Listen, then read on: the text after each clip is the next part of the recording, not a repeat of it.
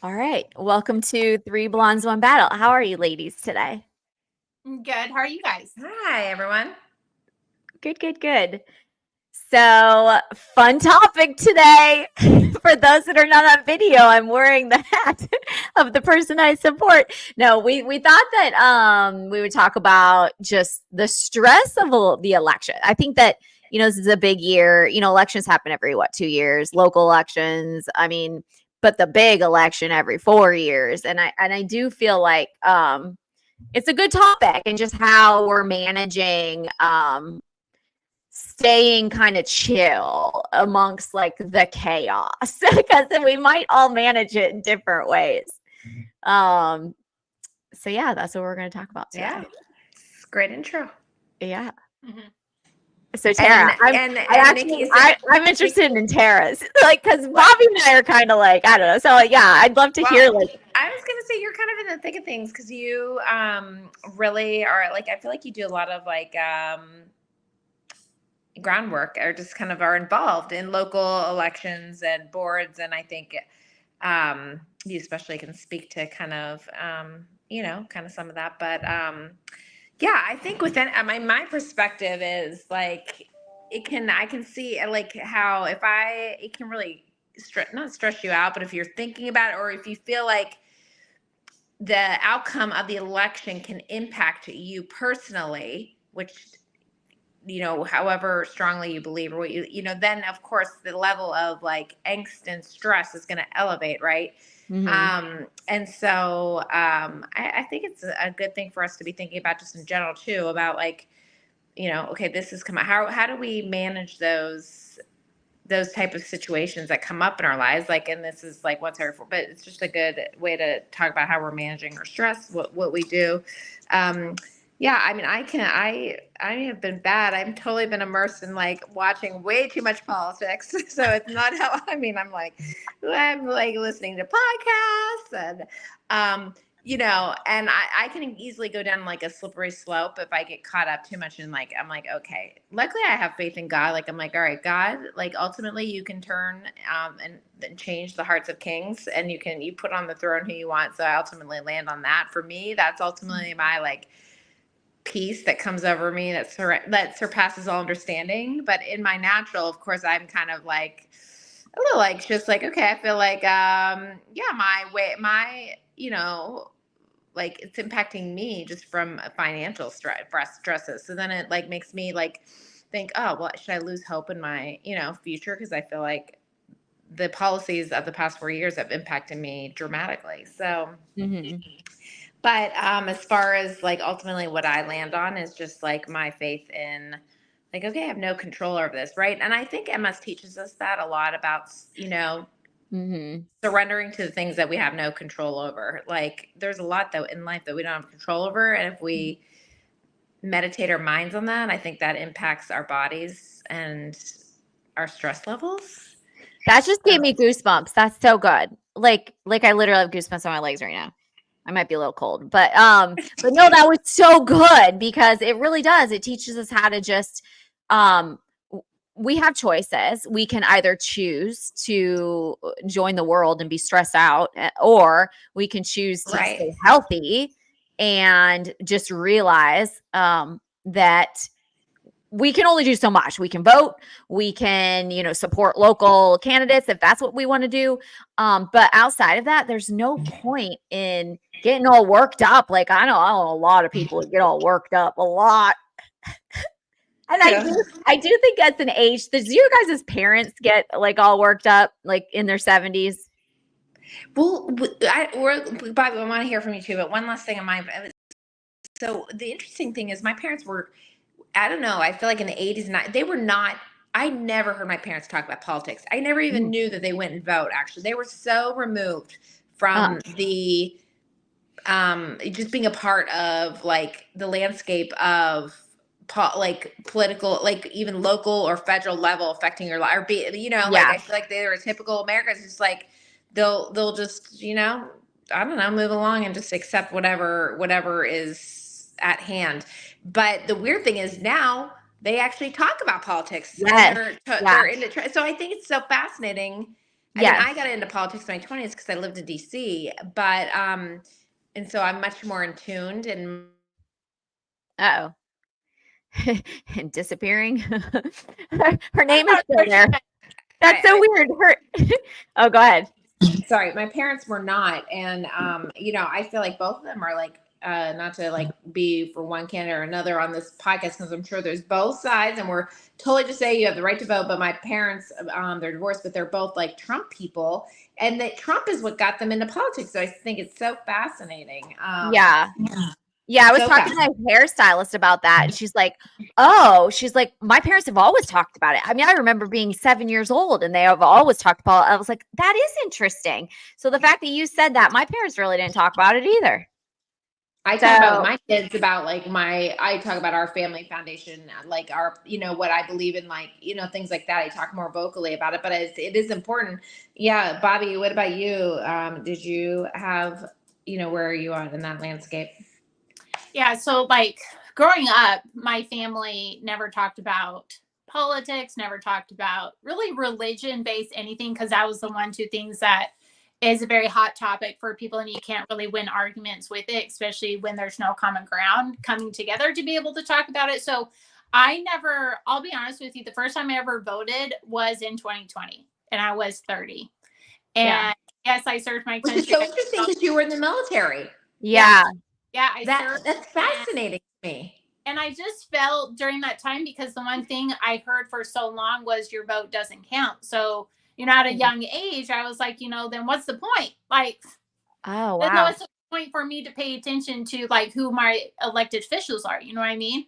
But, you know, I became a mom, and my family law enforcement, what my husband does, and it woke me up to a world where it does impact my family's life. Mhm. And yes, I was in the military, but you have to think when you're in the military, like you're being told what to do. There's no like your commander in chief is the top person. And Well, so right. you pretty much just follow suit. Yeah, you can like have beliefs, but there's not much you can really enact on versus if you get out of service, right? But you know, it was like I was telling Nikki, one of the things that I feel like when it comes to dealing with stress, and we talked about with our last podcast, is understanding like that, why that emotion that is being stirred up, and whatever the reasoning is, it may not make sense in the moment, but I feel like we've gotten to a point, and I see it like with my kids at school, like, yeah, we homeschool now, but it's communication, and like seeing kids who are in college and how they don't even know like basic history things of very monumental people, to people who did really bad things. They don't even know who they really are and what they did. So it made me realize, you know, as a mom who like living with MS, of okay, I have to draw a boundary of what I let in, what I let myself get really worked up about. And because I've started to pay attention to that, my stress when it does come to politics, and I feel like this year, and I tell my husband this, like we talk about it, and my kids have questions because it's everywhere. It is literally Yeah.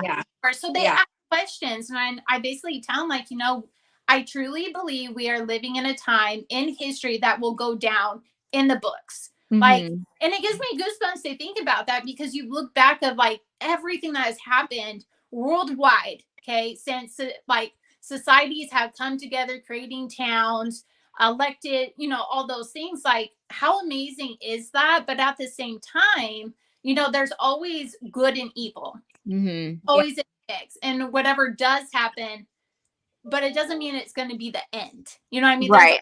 to be something that is going to be a reaction of that. But like what you were talking about, Tara, like with your parents kind of like woke them up.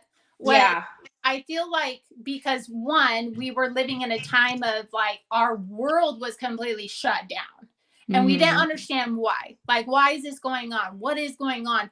And it went to show me, especially for myself, I was 30 when I very first time voting, that we lived in our own worlds and we didn't understand the big world that we were living in. And so people are starting to ask questions, which I feel like it's every person's right to ask those questions. Yeah. But I don't think it's right for us to have to shut down the conversation just because it's uncomfortable, because you don't have the right answer, whatnot. Like, it's not, I feel like people get stuck in, I don't want to get like, aha, I got you, versus like, Yeah. have a conversation. Like, I'm just, for me, I love to listen to other people the way that they believe, because I think it's fascinating that we come from all walks of life. We may be similar in certain ways, but we see things differently. We feel things differently, even like in faith, right? Or not so much in faith because of struggling with whatever that they've dealt with in life. But I just think it's interesting how, when it comes down to communication, how there's such a like gap in it. You know what I mean? Yeah, and but I also think, you know, I'm running into people that don't watch the news and they don't have social media. And they're like, "How can you like that guy? Like, how can you like that guy?" I'm like, "Whoa, like you've missed out on a lot." And I think and I think it goes back to what we were talking about. Like, if you don't hear them speak live, you don't how are you making your opinion about this person? You're not on social, you're not listening to the news. Like, you don't like them because what? I just, it's a fascinating world right now because social media is so, and podcasts, and you know, you have your favorite like people interviewing these candidates. Well, one of them, I don't think Kamala would ever be interviewed by Joe Rogan. I think he probably offered it, but Yeah, but yeah, it's just interesting. And I do think, going back to what Tara was saying, you know, at the end of the day, God's in control. And so it's not gonna, it's okay, it might suck, and it might, like, who knows what'll happen in the next 4 years if it like which whoever like takes charge, right? Yeah. But at the end of the day, like, we're not putting our trust in people. We know that God already has the answers for us. And if it goes down, it goes down, right? Like the Revelations, read it. Yeah, well, I feel like that's like the world, like those are like, just like comes down like worldviews. I feel like when politics becomes your religion, I think, like anyway, are we, are we supposed to be informed and be a part of the political system? I think, I think even God would, want us to be a part, it desires us for that, to walk in that. But ultimately, like, I think that's where the crazies come in. If it becomes your religion, which is a lot of times where this happens, like where political affiliation becomes like, that is their religion, it's power, it's control, which ultimately I think lends to like crazy. Yeah, it could be overwhelming. And I do, because I did like voluntarily make myself part of it when I first moved here. That was kind of how I met people. And so, I mean, so my entire like, I don't know. Yeah, it's all politics here in Winston-Salem. But I find it very easy to like notice that I'm like kind of freaking out and I better just like chill out. And I do. Like, it's not, like, it's very easy for me. And I don't know if that's because I'm a middle child. I don't know if I don't know, cognitively I forget things. But I made a joke that last week that I like could say and think anything, but I do forget things. So I don't know. So it just kind of goes in one ear, out the other sometimes for me, whereas other people just hang on to it and hang on to it and hang on to it. I think that's the death of you if you're managing MS. Like, that will strike an attack if you don't realize in the moment, like, hey, you need to chill it out. Like, chill down. You don't want an attack. Yeah. And like, when it comes to things that are like overwhelm us, because we know like it's very triggering, and people just shut down and ignore it. And I don't think that's healthy at all, because there's an underlining something of why. And you should be able to talk about these things. And there's going to be people out there that you're not going to be able to have those conversations with.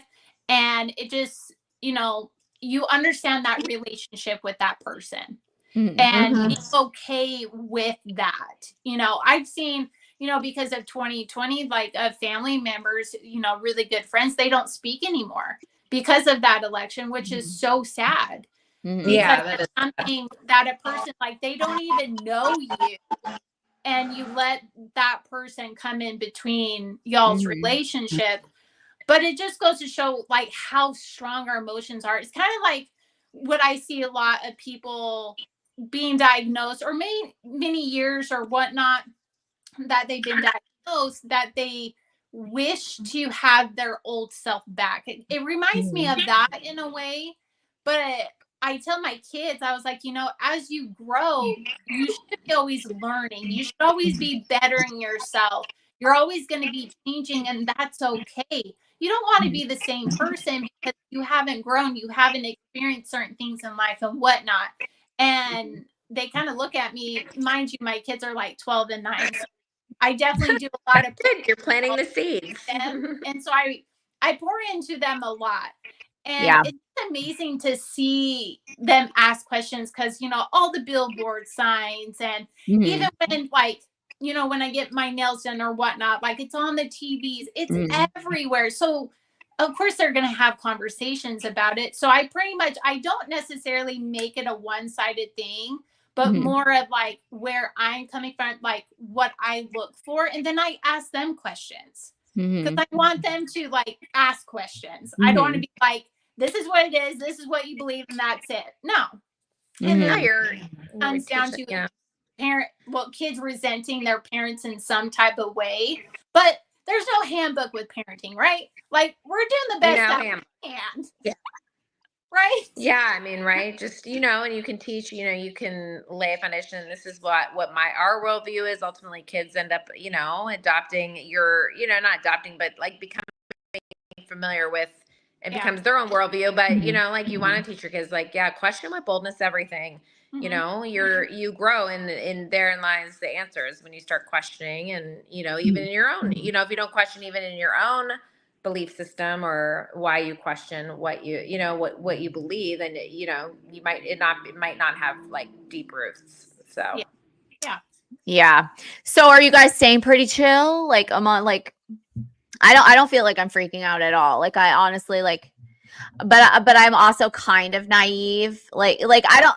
I mean, I am kind of like I'm like it's in the bag. I don't have nothing to worry about, but I'm also not out there door knocking, talking to people. Like I'm just because physically, I know I do that. So maybe somebody that's like physically out there and talking to the people would feel a different way. But naive Nikki feels great. How are you guys feeling? No, personally for me, I feel good, and why I say that is just because I only can do so much, right? Yeah. And I can't get out and talk to every single American, yeah, we have social media.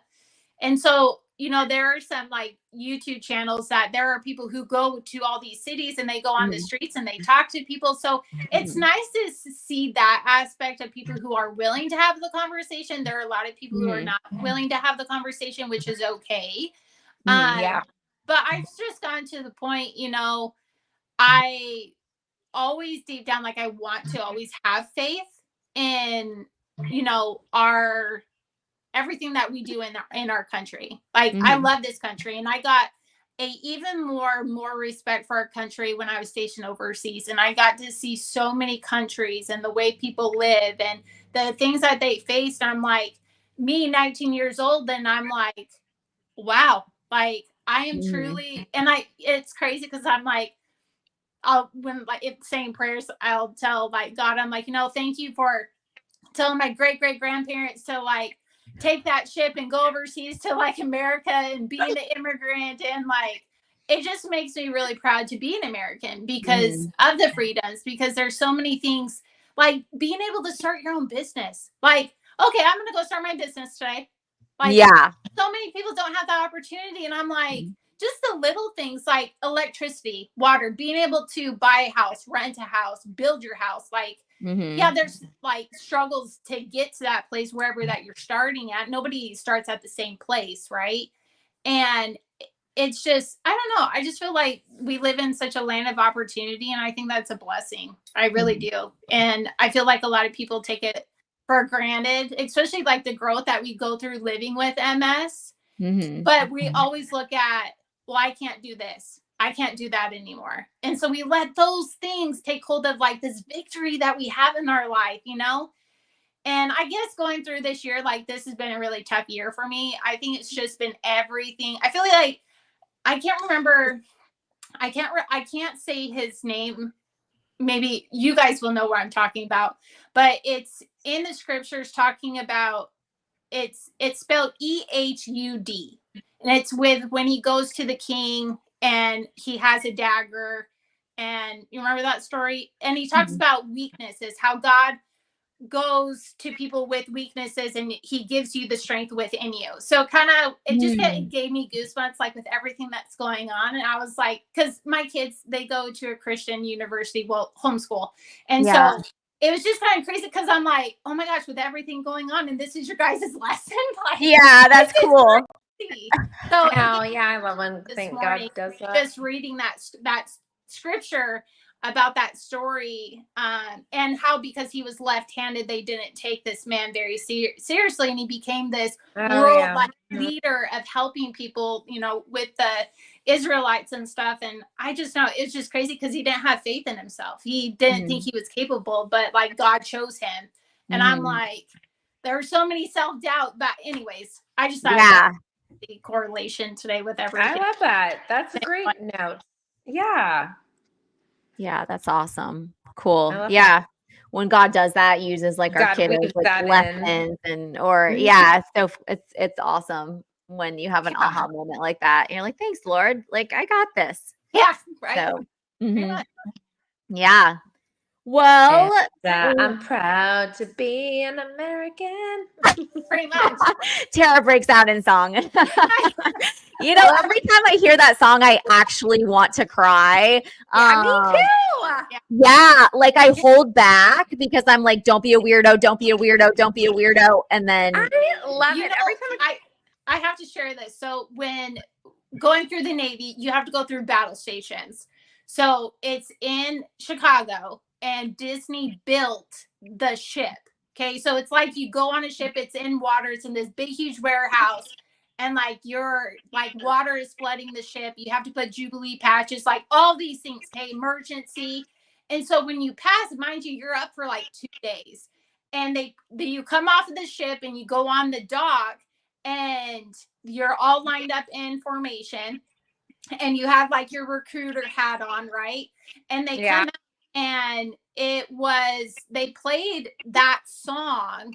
I believe it was that song, or it was I'm pretty sure it was that song. But everybody, like, because they're coming through, taking your ball cap on, putting your Navy cap on, and everybody's tearing down. So every time when I hear that song, that's what it reminds me of. Wait, is that like your basic training?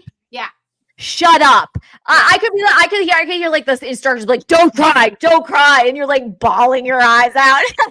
Yeah, it was like, and you're like straight face, like you have no emotion, but like there's just like tears down people's face. And it was pretty cool. Like our RDCs were cool, awesome. And so they were super proud, you know, just seeing them, like, you know, I got this unit through, you know, we lost some people that medical reasons and stuff. But it was just every time when I just listen to that song, that's the moment in my life I think about that. I'm like, that's awesome. Nice. Cool. Love it. Well, we USA.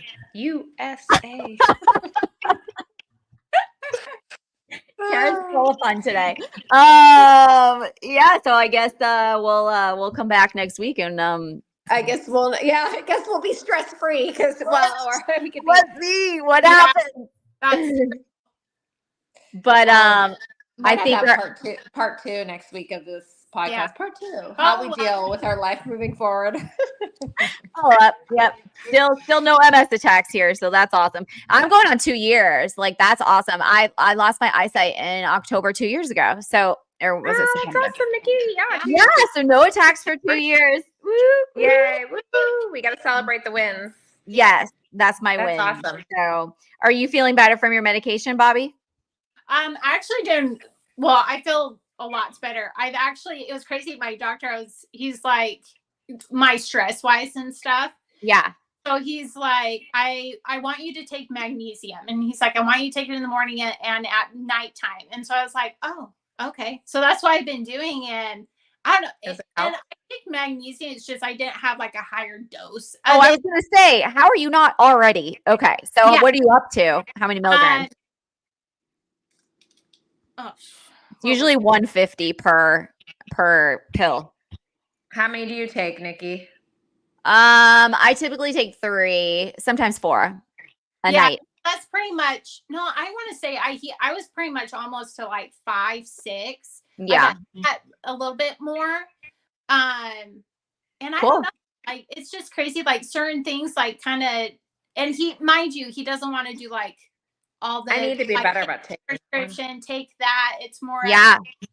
let's kind of, and he knows, like, you know, I take Thrive and all this stuff. And so he knows like where I'm at. And so he's like, I need you to up this certain nutrient. That's great. That is a So- great neurologist, dude. Like everybody listening, if you're not taking magnesium, and don't take it on an empty stomach, you will get so nauseous, you will want to die.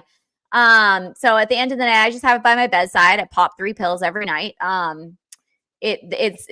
you ever heard that you have 99 problems and magnesium fixes all of them? I mean, magnesium does so much. What as long as can you put that in the show notes what brand I think for the viewers Sure. that are listening, what brand you like to use? Yeah, there's like you're different forms of magnesium. Yeah. So, I mean, there's one for sleep, there's one if you can't poop, there's one for just in general. So, maybe I'll break it all down. That'd be good. Yeah. All right, cool. Cool. Nice. All right. We will Okay. see you next week. Yes. See you Bye, next guys. week. All right. Part 2. Bye, ladies.